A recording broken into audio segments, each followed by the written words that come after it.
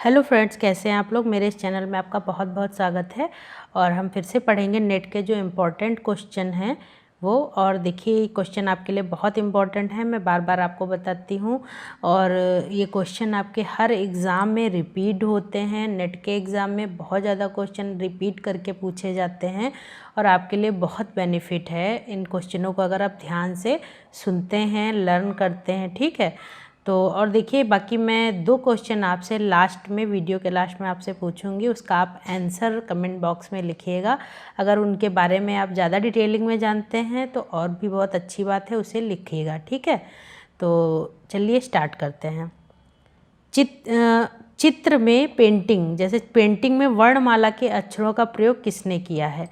तो पेंटिंग में वर्णमाला के यानी कि कुछ पेंटिंग में लिखा हुआ, तो इसमें पिकासो ने अपनी पेंटिंग्स जो थी उनमें लिखावट का काम किया था। वो पीछे कुछ थोड़ा बहुत लिखा करते थे। ठीक है, पिकासो आप जानते ही हैं, पिकासो का जन्म 1881 में हुआ था, मृत्यु इनकी हुई थी 1973 में। और 1881 में ये मलागा स्पेन में पैदा हुए थे, धनबाद के थे ये।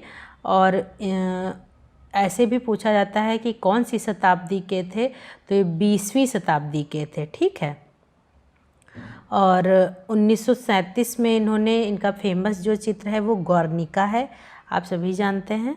उसके बाद नेक्स्ट क्वेश्चन है, सोवियत संघ के उस चित्रकार का नाम बताइए जो भारतीय कला सौंदर्य से प्रभावित होकर भारत में ही बस गया था। तो निकोलस रोरिक नाम के कलाकार थे वो। इनका जन्म 1874 में रूस में हुआ था और मृत्यु इनकी 1947 में हुई थी। और इन्होंने बहुत, ये सोवियत संघ के थे। ठीक है, और इन्होंने बहुत जगह की कला, मतलब इन्होंने यात्राएं की थी, जैसे चीन, जापान और बहुत जगह की इन्होंने यात्रा की थी। उसके बाद ये भारत आए थे और 1928 में इन्होंने हिमालय को देखा था। तो उसका जो है, वहाँ पर इन्होंने उसको देख कर बहुत ज़्यादा मंत्रमुग्ध हो गए थे, बहुत ज़्यादा प्रभावित हुए थे, वहाँ की जो हिमालय की जो पहाड़ियाँ थी। तो उसके बाद ये 20 वर्ष तक कुल्लू में रहे थे, हिमालय के पास। ठीक है, और वहीं पर इन्होंने पेंटिंग बनाई है, पर्वत बनाए हैं, बहुत देखेंगे आप इनकी पेंटिंग, बहुत ही खूबसूरत लैंडस्केप में ये काम करते थे।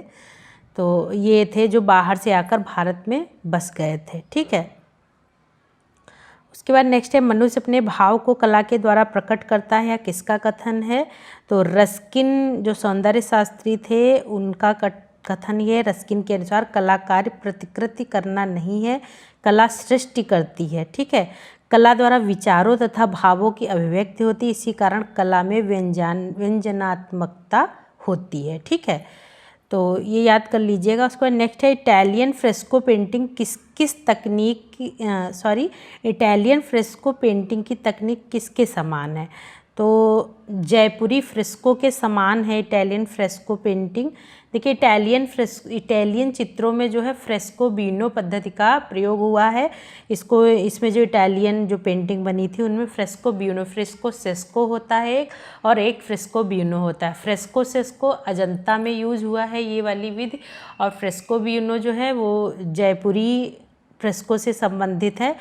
ठीक है, तो इसमें होता क्या है, फ्रेस्को सेस्को में सूखी दीवार पे पेंट करते थे, और जो म्यूरल बनाया जाता है ये म्यूरल बेस इसका यही होता है, म्यूरल का। और जो फ्रेस्को ब्यूनो होता है वो गीली पद्धति पे बनाया जाता है, मतलब जो प्लास्टर होता है दीवार पे वो गीला होता है और उस पर ही ये कार्य किया जाता है, उसी को फ्रेस्को ब्यूनो कहते हैं, गीली पद्धति। ठीक है, इसके बाद नेक्स्ट है, यूरोपियन शैली से प्रभावित परंतु भारतीय विषयों की चित्रधार मानकर किसने कार्य किया है। ठीक है, तो राजा रवि वर्मा थे, वो यूरोपियन शैली से प्रभावित हुए थे और इन्होंने भारतीय कला, मतलब महाराष्ट्रियन वगैरह देखा होगा आपने पेंटिंग, उस पर आधारित इन्होंने पौराणिक कथाओं, रामायण महाभारत पर इन्होंने चित्र बनाए हैं। ठीक है, ऑयल कलर के लिए प्रसिद्ध हैं। उसके बाद नेक्स्ट है, मीनिंग ऑफ आर्ट पुस्तक के लेखक कौन है। तो सर हर्बर्ट रीड जो हैं वो, इन्होंने यही मीनिंग ऑफ आर्ट नामक पुस्तक लिखी थी 1931 में, 1931 में, ठीक है। उसके बाद नेक्स्ट है पाब्लो पिकासो किस वाद से संबंधित हैं? तो देखिए मैंने अभी बताया था आपको, घनवाद से संबंधित हैं पाब्लो पिकासो। 1881 में जन्म हुआ था और मृत्यु हुई थी 1973 में, ठीक है।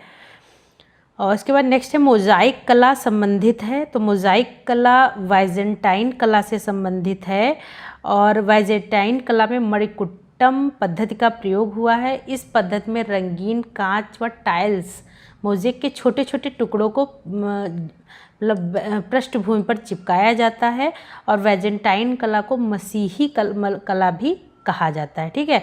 और इसके सबसे ज़्यादा प्राचीन चित्र कांस्टेनेपुल की गुफाओं से प्राप्त हुए हैं और वाइजेंटाइन कला मुख्यतः फ्रांस, रोम व इटली में प्रचलित रही है, ठीक है। नेक्स्ट है अरस्तु के अनुसार कला क्या है? तो अरस्तु के अनुसार कला अनुकृति है। अरस्तु ने काव्य या कला का उद्भव मानव प्रकृति की मौलिक प्रवृत्तियों का परिणाम है और मानव में स्वभावतः अनुकरण की शक्ति होती है, ठीक है, इनका मानना था। तो इन्होंने अनुकृति का सिद्धांत दिया है। अरस्तु ने सौंदर्य शास्त्री थे, याद रखिएगा। उसके बाद नेक्स्ट है सूर्यमुखी चित्र किसने चित्रित किया है?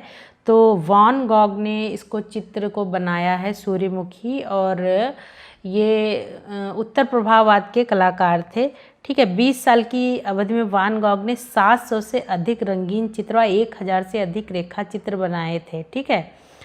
और इनके जीवन भर इन्होंने जैसे व्यक्ति चित्र, दृश्य चित्र और रेखा चित्र वगैरह भी ये बनाते थे, ठीक है। उसके बाद नेक्स्ट है सुप्रसिद्ध जर्मन विद्वान प्रोफेसर निल्हम ओस्टवाल्ड ने कितने रंगों का चक्र प्रस्तुत किया है? ओस्टवाल्ड के रंगों का चक्र आप सभी जानते होंगे। तो 8 आदर्श रंगों का चक्र इन्होंने बताया है, ठीक है। उसके बाद नेक्स्ट है द स्कूल ऑफ एथेंस के चित्रकार कौन है? तो रैफेल जो है वो स्कूल ऑफ एथेंस के चित्रकार हैं, ठीक है। उसके बाद नेक्स्ट है द लास्ट जजमेंट के चित्रकार का नाम बताइए।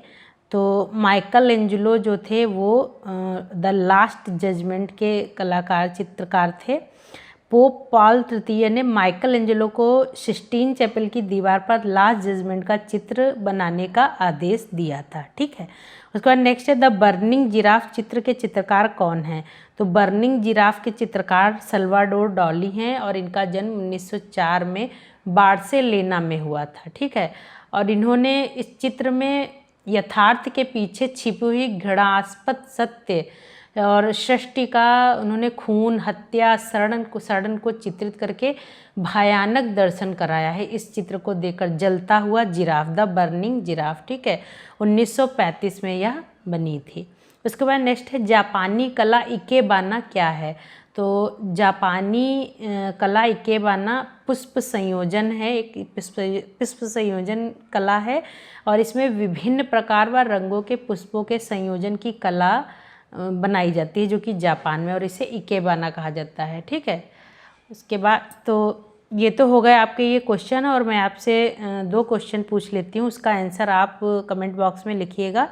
तो पहला क्वेश्चन है उत्कीर्ण छापा चित्र को क्या कहते हैं? पहला ऑप्शन है इनले, दूसरा इंटेनको, तीसरा है इंट्यूशन, उसके बाद चौथा है इंटेग्लियो, ठीक है। आप एक ऑप्शन आपको बताना है जो इसमें से सही है। अगर आप इसके बारे में ज़्यादा जानते हैं तो आप डिटेलिंग में भी इसमें लिख सकते हैं। उसके बाद नेक्स्ट है प्रसिद्ध कलाकृति द लास्ट सपर के चित्रकार कौन है? पहला ऑप्शन है the Leonardo da Vinci, next है माइकल एंजेलो, उसके बाद रैफेल सेंजियो और चौथा ऑप्शन है अल्बर्ट ड्यूरर, ठीक है। तो इसमें से आपको एक बताना है किसने द लास्ट सपर की पेंटिंग बनाई थी, ठीक है। तो अभी तक के लिए इतना ही, मिलते हैं अगले वीडियो में, और ध्यान से पढ़िएगा, अच्छे से इसको सुनिएगा, लर्न करिएगा और ज़्यादा से ज़्यादा इसे लाइक करिए, शेयर करिए, सब्सक्राइब करिए, ठीक है। मिलते हैं अगले वीडियो में, अभी तक के लिए इतना ही, धन्यवाद।